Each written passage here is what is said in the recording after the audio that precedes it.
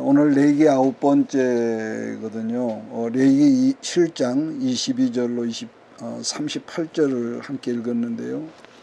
우리가 오늘 읽은 이 레위기 7장 22절로 38절 말씀은 레위기 5대 제사의 마무리 부분으로서 그러니까 레위기 1장부터 7장까지 이 결론 부분인데 화목제사에 관한 말씀으로 첫째는 오늘 보니까 피와 기름은 먹지 말고, 둘째는 가슴살과 뒷다리살은 제사장들에게 주라는 말씀인데, 말씀드린 대로 5대 제사의 마무리 부분으로 피와 기름 그리고 가슴살과 뒷다리살 이 두 가지가 우리에게 주신 말씀으로 어떤 의미가 있는지를 오늘 말씀 속에서 간략하게 좀 말씀을 살펴보려고 그럽니다. 사실 화목제사는 지난 시간에 말씀드린 대로 순서적으로는 우리가 5대 제사에서 번제, 소제, 화목제 세 번째 아니겠습니까?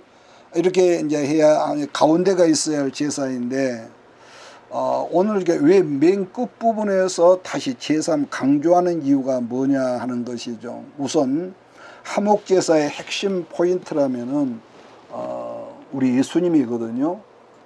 근데 그렇기 때문에 피와 기름은 먹지 말라고 그랬습니다. 자, 우리가 23절부터 7절까지 같이 한번 다시 읽을까요? 이스라엘 자손에게 말하여 이르라, 너희는 소나 양이나 염소의 기름을 먹지 말 것이요, 스스로 죽은 것의 기름이나 짐승에게 찢은 것의 기름은 다른 데는 쓰려니와 결단코 먹지는 말지니라. 사람이 여호와께 화제로 드리는 제물의 기름을 먹으면 그 먹는 자는 자기 백성 중에서 끊어지리라. 너희가 사는 모든 곳에서 새나 짐승의 피나 무슨 피든지 먹지 말라. 무슨 피든지 먹는 사람이 있으면 그 사람이 다 자기 백성 중에서 끊어지리라. 자, 여기서 피는 먹지 말라고 그랬는데, 그럼 왜일까? 그런다면은 우선 이렇게 생각합니다. 하나님께 드리는 가장 중요한 것이기 때문인데, 피는 뭐라고 하죠? 모든 살아있는 생명체의 자체죠. 그러니까 우리의 죄 소감은 성경은 피에 있단 말이에요. 그러니까 피는 곧바로 예수님 피를 우리가 여기서 연결할 수밖에 없는 거예요. 그래서 어떤 불행한 사건으로 사람이 우리 신체 일부가 이게 없어졌다 할지라도 그래도 그건 살아있거든요. 자, 그런데 불구하고 만약에 피가 사람 몸에 어느 정도 피가 있는데 피를 쏟아 흘러내버리면은 생명은 더 이상 살 수 없다는 그런 말이 있습니다. 자, 그런데 이 부분에서 레위기 기자가 우리에게 강조하고 있는 것은 피는 곧 예수님이라는 거예요. 피는. 자, 히브리서 9장 22절 말씀을 제가 읽겠습니다.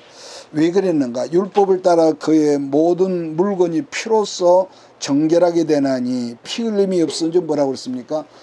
죄사함이 없다는 것. 자, 우리 교회가 이제 새롭게 계획안 대로 건축함으로 웅장한 건축물이 완공되고 많은 사람들이 모여서 운집에서 예배를 드리고 많은 사람들의 부러움을 산다 할지라도 교회 가운데 말씀 가운데 예수님 보혈의 피가 없다면은 하나님 앞에서 그 교회가 아무리 멋지다 할지라도 무슨 의미가 있겠냐는 거죠. 그래서 우리는 언제나 구원의 핵심, 다시 말해요, 구속사의 핵심은 예수님 피라는 것을 여러분 잊지 말기를 강조의 말씀을 드립니다.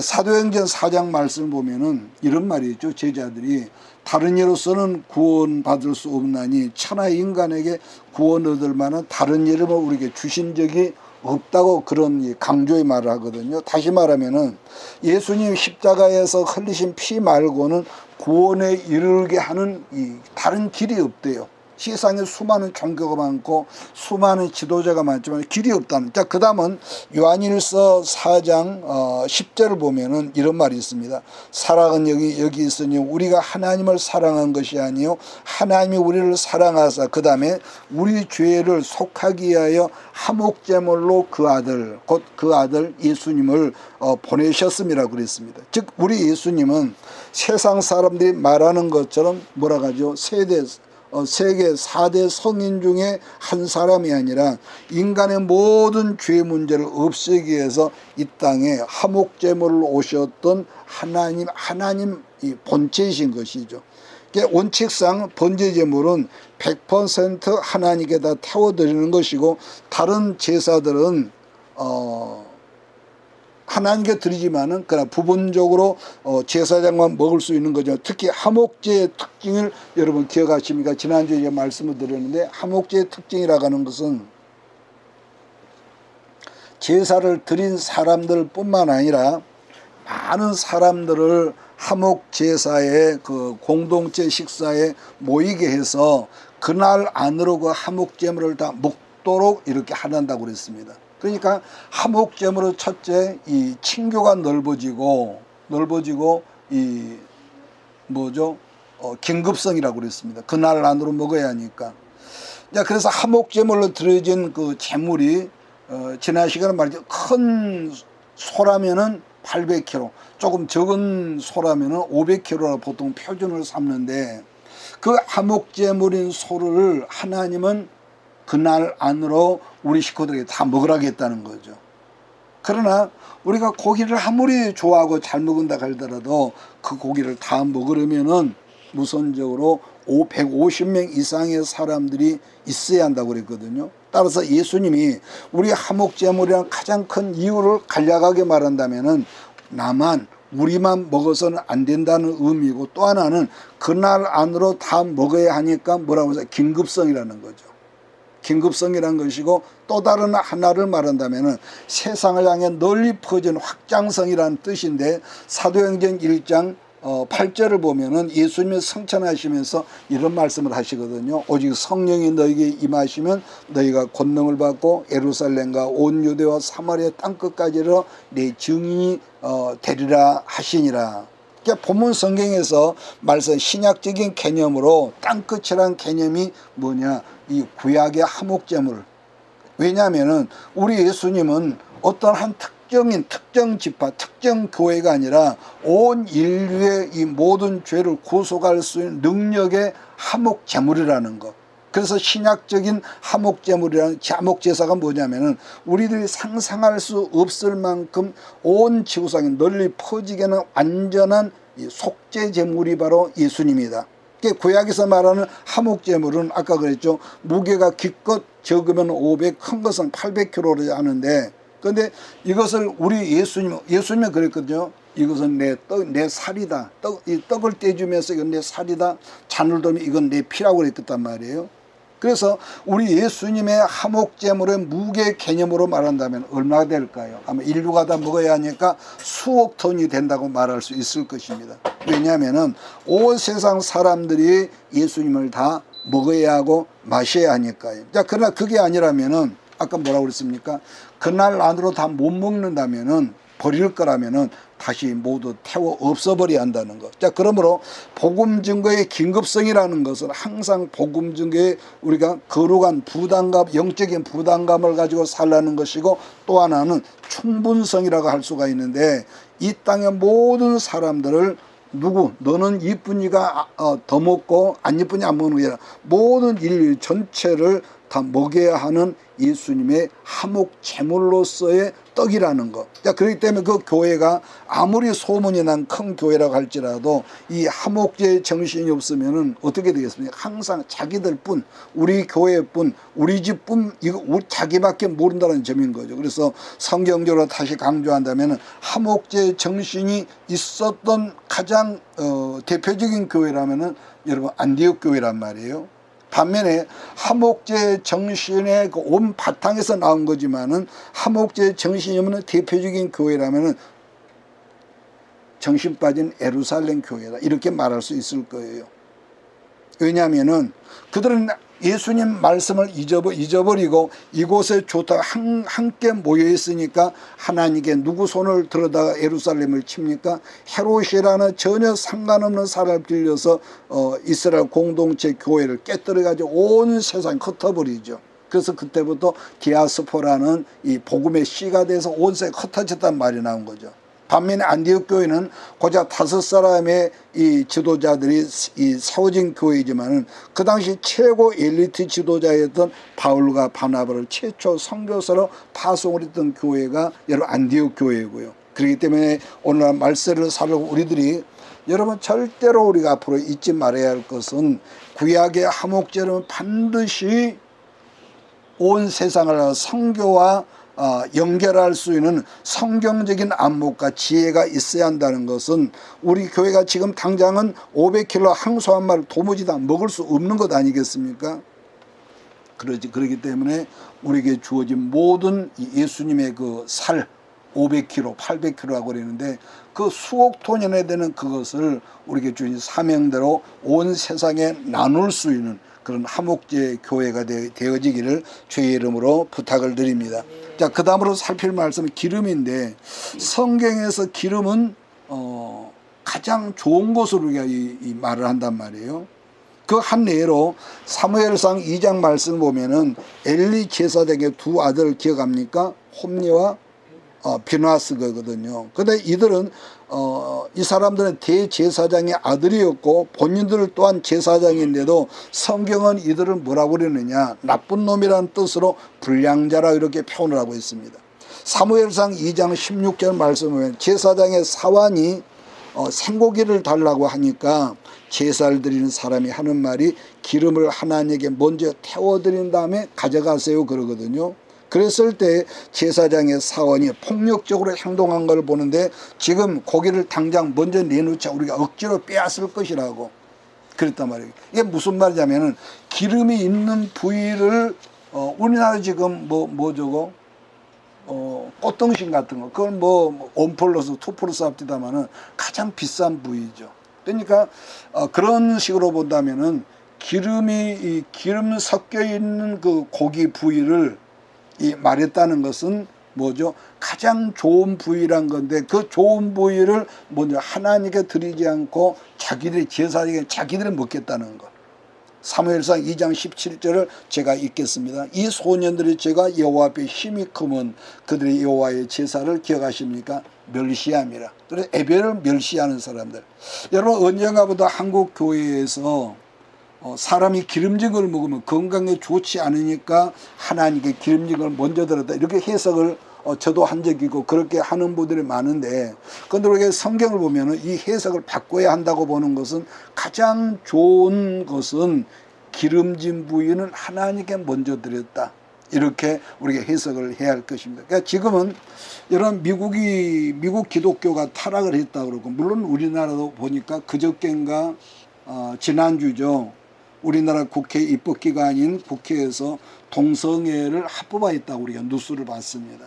그러니까 점점 그러니까 늘 제가 강조한 먹고 살만 하면은 우리가 하나님께 더 충성하고 더 헌신해야 하는데 사람의 배가 부르면은 점점 뭐가 나옵니까? 하나님과 멀어지고 귀신이 좋아하는 짓만 한단 말이에요. 자, 그런데 미국 역사를 보면은 지금은 그렇게 변질됐다고 그러지만 실상 가장 좋은 걸 하나님께 먼저 드리고 많이 드리는 즐겨했던 나라가 대표적으로 미국이란 말이에요.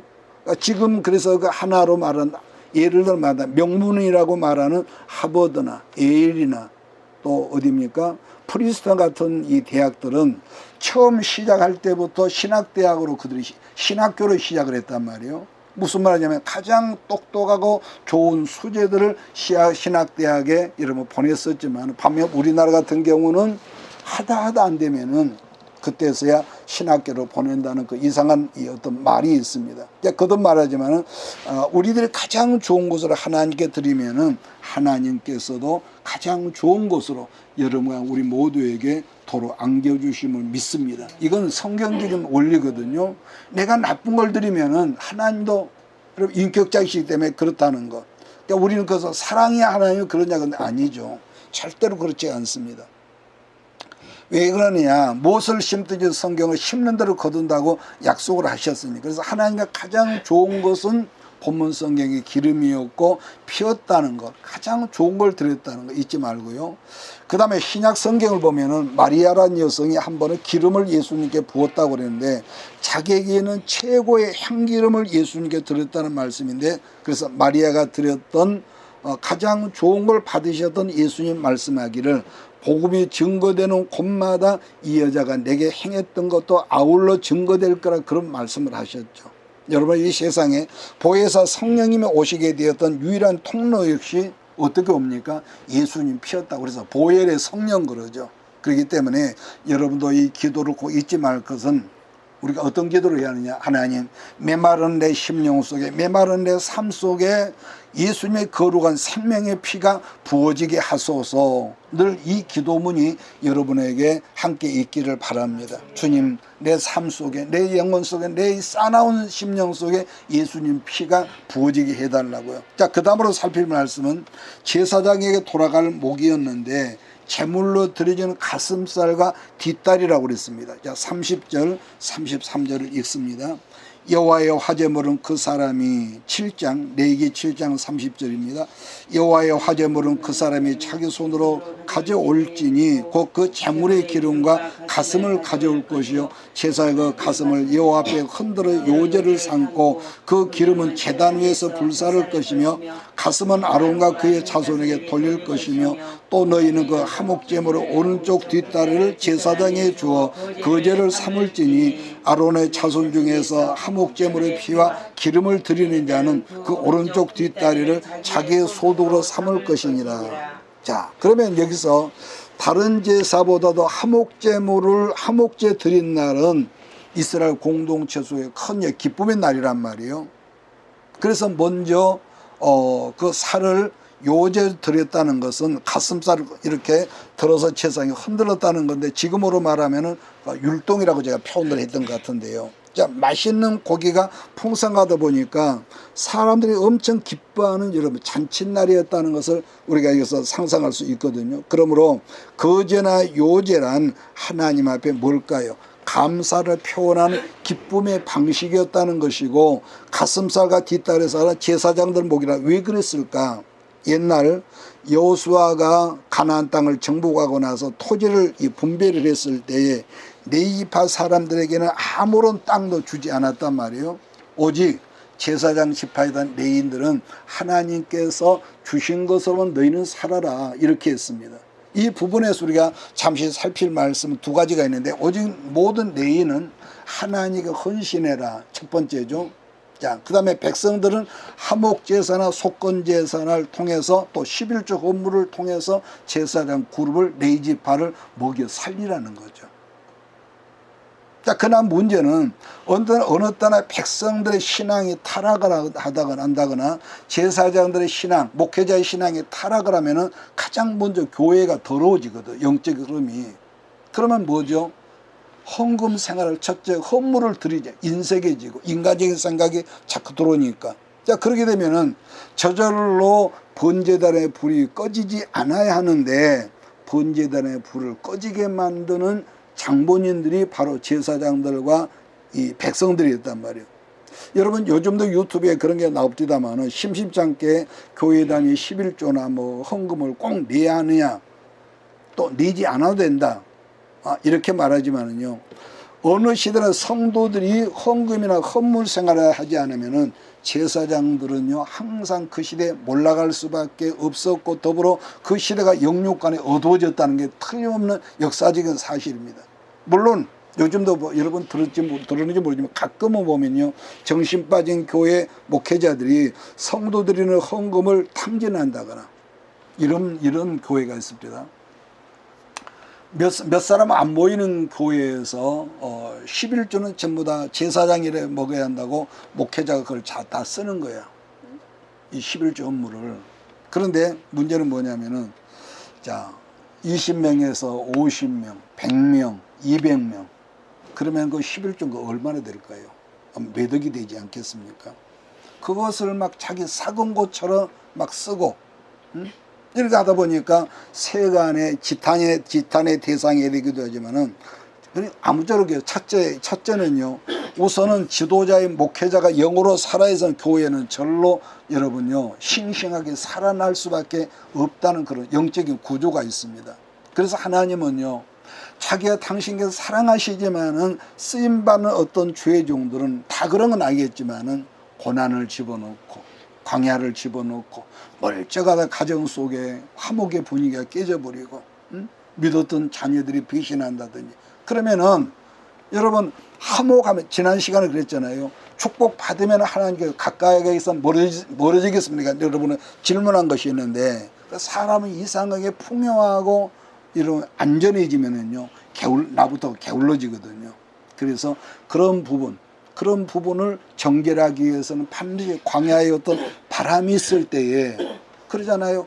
부부지간에 정말로 사랑하고 그랬는데 한쪽이 속을 긁어대면은 저절로 우리는 하나님 앞에 가서 우리는 무릎 꿇을 수밖에 없단 말이에요. 그래서 이 부분에 살필 것은 우리는 제사장되기 때문에 어떤 모로든지 여러분 일용할 양식, 풍요한 양식은 구해야지만은 욕심 부리는 그런 여러분 인생을 지향하는 사람이 없기를 주의 이름으로 부탁을 드립니다. 그래서 여러분 신앙생활이 종교 생활이 아니고 예수를 믿는 믿음의 생활을 하고 있다면은 여러분에게도 때를 따라서 하나님께서 풍요한 가슴살과 뒷다리살과 같은 그런 풍성한 복 주심을 나는 믿습니다.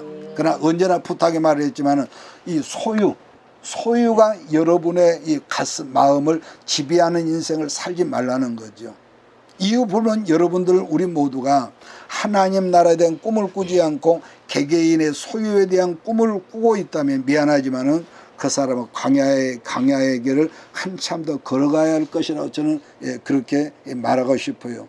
인간은요 이유 불문 동서양을 막론하고 누구든지 인간이 하나님을 떠나온 이래로요 풍성함으로 채워졌을지라도 언제나 부족했다는 거예요. 이상하잖아요. 왜? 감사나 만족함을 모른 채 더더 채우려는 어떤 욕심 때문에요. 욕심 때문에. 그래서 일단 그 사람 속에 욕심이 들어오면은요, 욕심이 들어오면은 첫째는 뭐가 있죠? 만족감이 없어. 평안함이 없어. 그리고 또 있습니다. 간절한 신앙생활 안 하는 건 아니지만 간절한 기도하는 그런 생활이 없어져. 왜냐하면은 그런 사람은 늘 먹는 거, 입는 거, 생활하는 거 있지만은 정신적으로 늘 결핍에 시달리고 있거든요. 그래서 재물이란 이 돈에 대한 결핍에 한번 시달리기 시작하면은요, 그 다음 필연적으로 건강 문제의 결핍이 쌍둥이처럼 따라다니는 걸 여러분 잊지 말기를 바라요. 언제나 세상적인 논리를 우리가 따르기 시작하면은 그 사람이 누구였든 간에 그때부터는 더 기쁨이 더 있어야 한다는 것. 그래서 사람들은 이렇게 말하죠. 이달은 지난달보다 더 많이 수입이 채워지면은 부족함이 없이 더 내가 풍성하게 행복할 거야. 이런 어떤 의식이 있다고 하지만은 여러분 아무리 많이 쌓여지고 많은 수입이 들어와도요 감사함이 없고 말씀으로 살면서 기도 생활이 첨가되지 않으면은 인간의 욕심이 마치 거머리와 같습니다. 여러분 거머리 아시면 지금은 우리가 모내기를 안 하니 그런 경험이 없지만은 옛날 우리가 어렸을 때 모내기를 하다 보면은요 거머리가 뭐 이 손가락만 한 것이 한 개 몇 개가 주렁주렁 매달려 있어. 피를 얼마나 빨아먹으면 배가 터질 것 같은데 계속 피를 빨거든요. 그렇기 때문에 결핍이라고 하는 건 아니 부족감이라는 것은 많이 생겨지면 채워지다고 하지 말자는 거죠. 시편 20 몇 편인가요? 23편 1절에 보면 이런 말씀이 있죠. 여호와는 나의 목자시니 내게 부족함이 없다 그런 말이 있습니다. 그래 궁핍이란 건 언제 치료되느냐? 아까 그랬잖아요.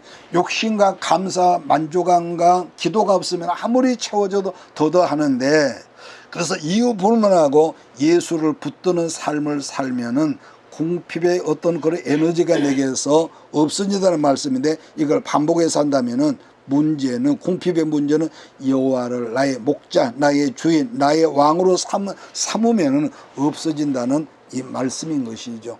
그렇기 때문에 욕심으로 살면 항상 부족하고 욕심과 감사가 항상 이 쩔쩔 매는 거. 그러던 사람도 어느 순간에 여호와가 나의 목자라는 마음이 내 안에 들어오면은 그때부터는 내 주머니에 돈이 좀 없어도 넉넉히 살아갈 것 같은 자신감이 여러분 들더라는 거. 사람이라면 누구라도 겉모습은 멀쩡해도요 나이가 들면은요 금방 피곤해져. 금방 피곤해져. 소화력도 떨어져 가지고 그 젊었을 때 막 먹었어도 소화가 잘 됐는데 소화력도 떨어지고.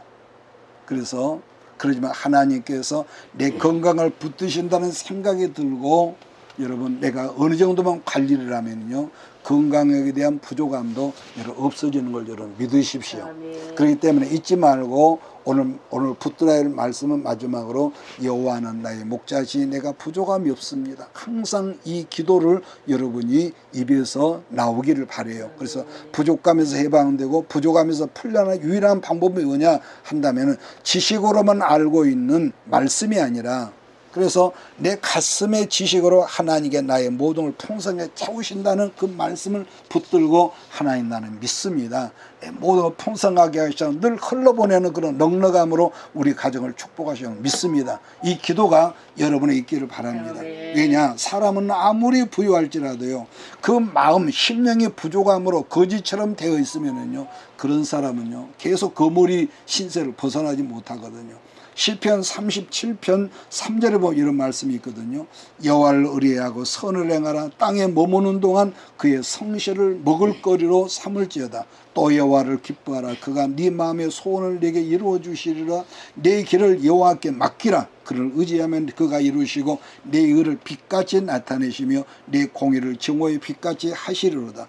여호와 앞에 잠잠하고 참고 기다리라. 자기 길이 형통하며 악한 길을 이루는 자 때문에 불평은 말을 하지 말라고 그랬습니다. 그래서 반복합니다. 우리가 작든지 크든지 하나님을 기쁘시게 하는 삶을 살면은 네 마음의 소원을 이루어 주신다는 이 약속의 말씀을 여러분 꼭 붙잡는 한 주간 되기를 주의를 부탁합니다. 자 그러면서 계속 하목제 정신으로 흘러내보내는 삶을 살면은 그런 인생은 넘어지지 않는다는 거. 여러분 성경도요. 아니 우리가 성경 공부도 궁금증이 많은 사람들이 말씀이 잘 들려온다는 그런 우리가 말을 듣습니다.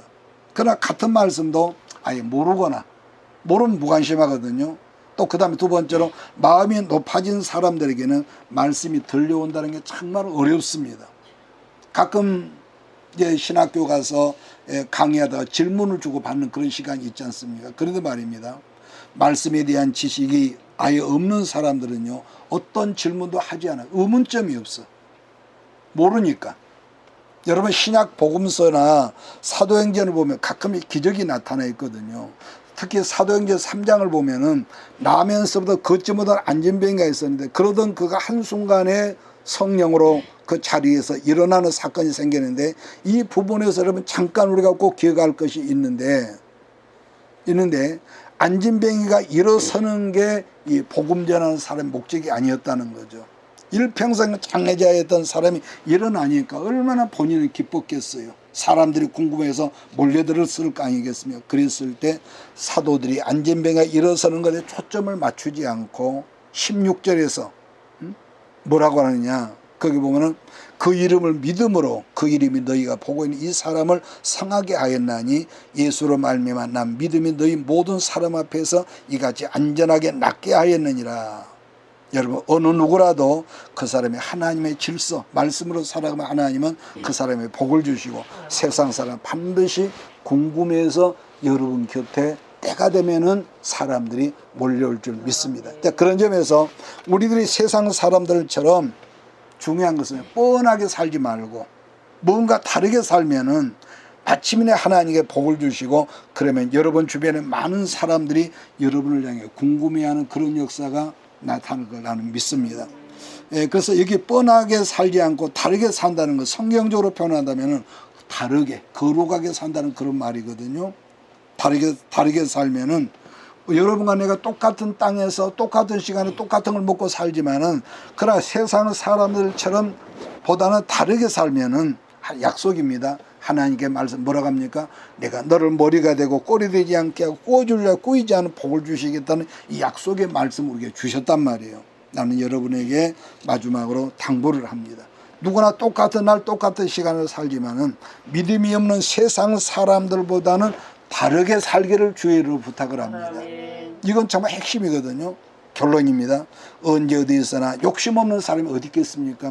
욕심으로 살면 항상 부족하면서 벗어나지를 못합니다. 그 다음에 욕심으로 항상 자기 입장, 자기 것밖에 모른단 말이에요. 그러나 하나님이 내 인생의 목자심을 믿고 입으로 시인하면은 마침내 그 부족함에서 해방을 시키는 날이 여러분 모두에게 있음을 나는 믿습니다. 그러므로 여러분 우리는 끝나는 날까지 하나님 우리에게 능력 주시는 그 은혜 속에서 늘 화목제물이 온 세상 사람에 흘러가는 그런 축복의 그런 다른 마인드를 가지고 우리가 남은 한 주간도 승리하는 우리 모두가 되어야 할 줄 믿습니다. 기도하겠습니다. 이것이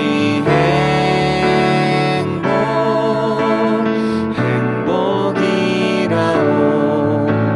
세상은 알 수 없는 하나님 선물. 이것이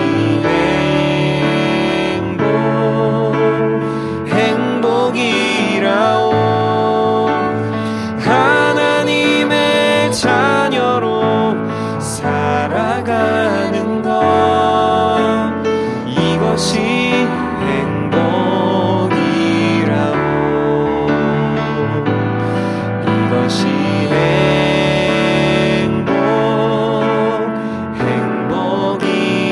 행복이라오. 세상은 알 수 없는 하나님 선물. 이것이